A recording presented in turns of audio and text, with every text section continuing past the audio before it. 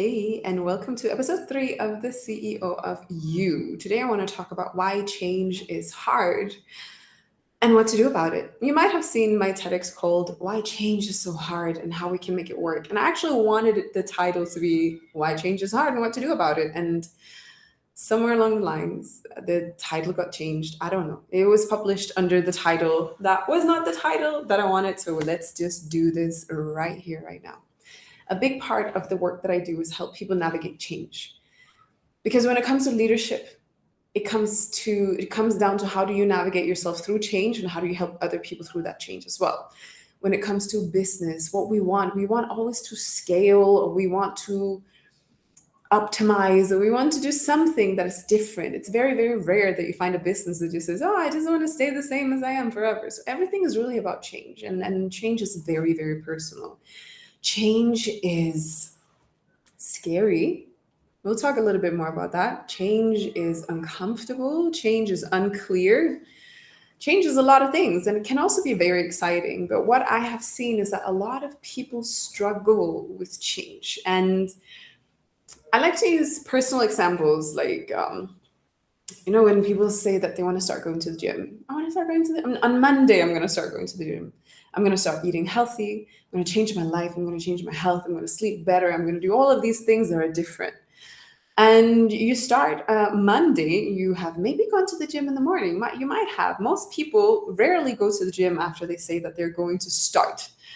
But maybe you did. And maybe you start eating healthier. And maybe you've had salad for lunch. And maybe you've had barely any breakfast. And maybe you didn't actually eat the best way in compared to that you started the day moving more than what you usually do. And then afternoon hits, sugar cravings hit, tiredness hits. Before you know it, you're stuffing your face with cookies or whatever is available. And then we beat ourselves up, and then but the week has already started. I'm going to try again next Monday. And then the week passes, the weekend, we're going to eat a lot of good stuff because it's last weekend, because on Monday it's going to get better. And then Monday starts. Maybe you didn't go to the gym this Monday, but maybe you did start eating healthy. And we're kind of just navigating the space of trying to figure things out. And we have ideas around what does change need to look like. A lot of people, when they start a journey of change, they think that everything has to go 100% all at once.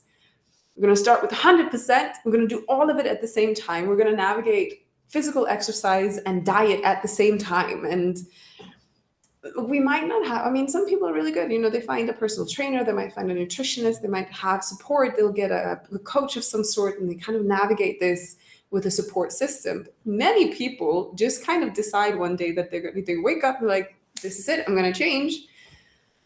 And then they're just, navigating in the dark, and it's scary and it's uncomfortable, and we don't necessarily know what we're doing.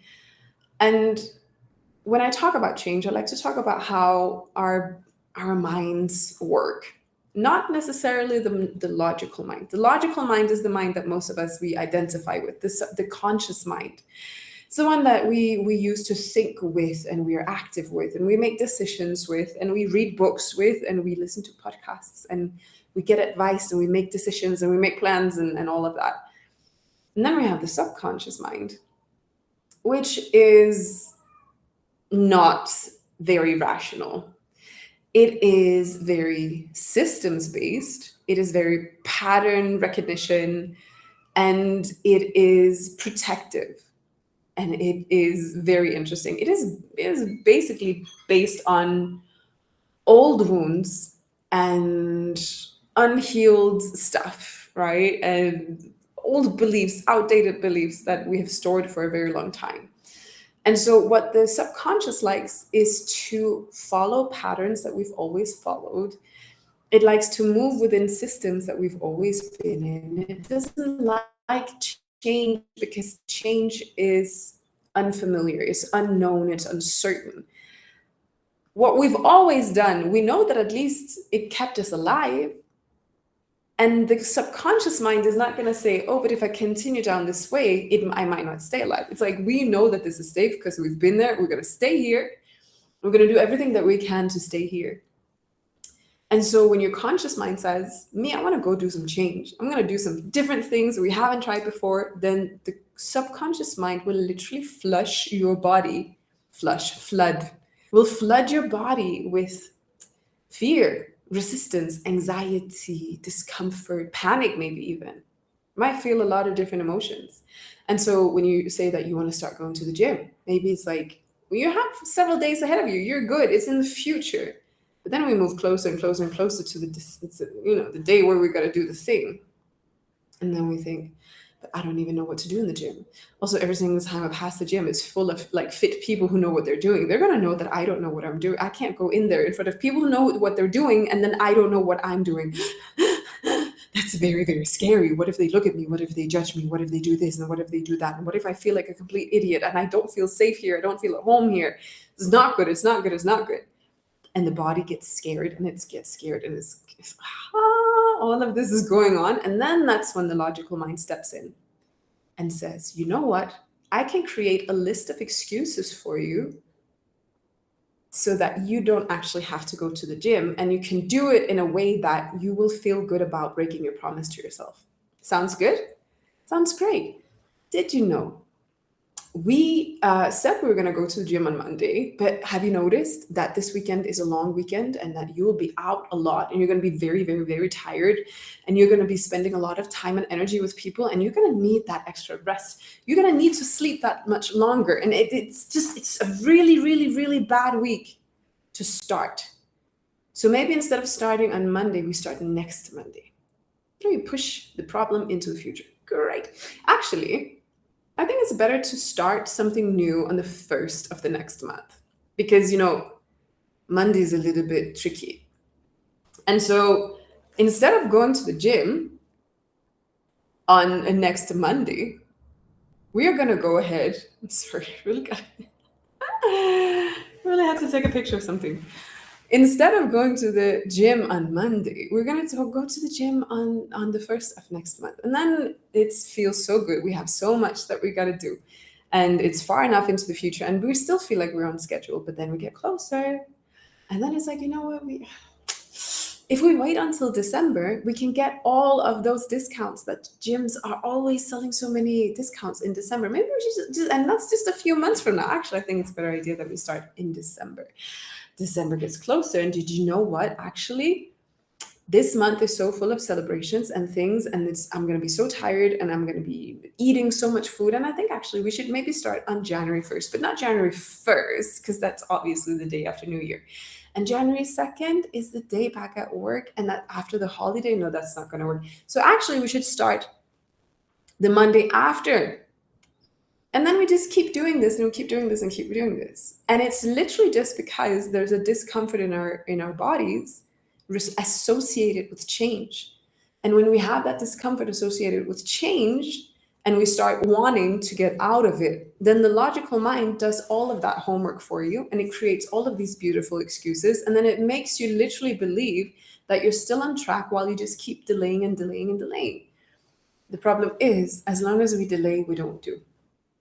As long as we push things into the future, they're still just dreams without any context at all. And you might ask, oh, what does this have to do with business and leadership? It has everything to do with business and leadership, because we have to understand ourselves in order for us to fully understand other people. And if we are leading change in an organization, we have to understand that people will meet change with fear. Now, when it comes to eating healthy and going to the gym and doing all of these are things that we tell ourselves that we actually want to do. Imagine somebody else comes and tells you, now you got to change, and you have no control over it, and you can't delay any of it because that change is up to me, but you have to implement it. It's terrifying. As soon as you start talking about having change in an organization, almost immediately everybody's nervous systems get flayed. They do not want that change. They might be smiling, oh, this sounds really exciting, but there's a fear in there. And some people have learned how to deal with the fear, knowing that, okay, I feel fear, but I know that change is not necessarily bad because that came with experience. But a lot of people will just feel the fear. And they will feel the fear, and they will find the other people who feel the fear. They will find them in the corridors, and then it turns into gossip. And now we're all gossiping about how scary this change is, and how everybody's going to get fired, and how everything is going to burn down, right?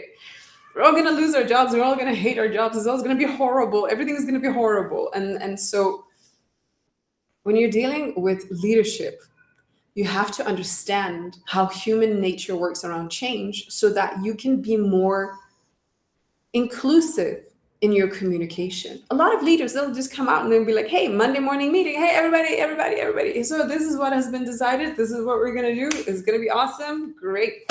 See you next week. And then they just leave it up to people to deal with those emotions. And it's so much more helpful when you have change coming in the organization that you kind of drip it and you make it a process where you bring people in and where you talk to them and where you allow them to ask questions and where you already have the answers for most questions in advance. People are going to want to know. Milo wanted to leave the room. People are going to want to know, is anybody getting fired? They don't want to ask that question, but they're all going to want to know.